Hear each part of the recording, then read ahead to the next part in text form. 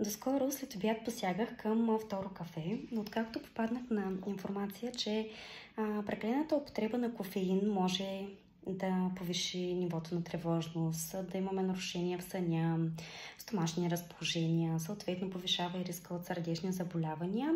Реших да кажа стоп и край на второто кафе, но пък с нещо трябваше да го заменя и избрах това да бъде сега ще ви покажа, с мака енергия на Aquasource. Това е един напълно натурален продукт, съдържащ 6 ключови съставки, но конкретно коренът от органична мака. Това е едно растение от Перу, известно още като перуански женшен.